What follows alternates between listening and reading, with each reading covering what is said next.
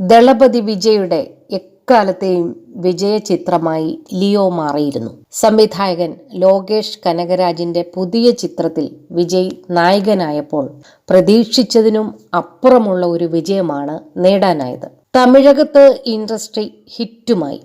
ദളപതി വിജയുടെ ലിയോയുടെ രണ്ടാം ഭാഗത്തിന്റെ സൂചനകളാണ് നിലവിൽ ആരാധകരെ ആവേശത്തിലാക്കുന്നത്.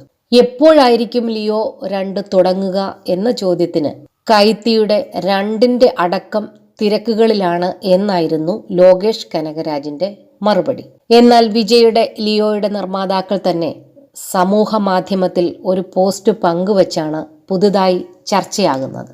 കാശ്മീരിൽ ഞങ്ങളുടെ ലിയോ എന്ന സിനിമയുടെ ചിത്രീകരണത്തിന് സഹായിച്ച സർക്കാരിനും ലഫ്റ്റനന്റ് ഗവർണർക്കും ടൂറിസം അധികൃതർക്കും നന്ദി അറിയിക്കുന്നു എന്നായിരുന്നു പോസ്റ്റ്. ഇനിയും കാശ്മീർ ഭാവി പദ്ധതികളുടെ ഭാഗമായിരിക്കും എന്നും വിജയ് നായകനായ ലിയോയുടെ നിർമ്മാതാക്കളായ 7 സ്ക്രീൻ സ്റ്റുഡിയോ എഴുതി. ഭാവി പദ്ധതികളെയാണ് ലിയോ 2നെ കുറിച്ചുള്ള സൂചനകളായി ആരാധകർ വ്യാഖ്യാനിക്കുന്നത്.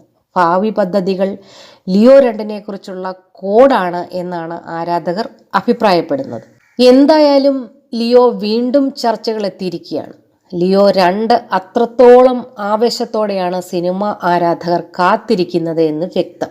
വിജയുടെ ലിയോ ആഗോളതലത്തിൽ 620 കോടി രൂപയിലധികം നേടിയിരുന്നു. തൃഷ വിജയുടെ നായികയായി 14 വർഷങ്ങൾ കഴിഞ്ഞ് വീണ്ടും എത്തിയിരിക്കുന്നു എന്ന ഒരു പ്രത്യേകതയും ലിയോയ്ക്കുണ്ടായിരുന്നതിനാൽ ആരാധകർ ആകാംക്ഷയോടെ കാത്തിരുന്നതായിരുന്നു.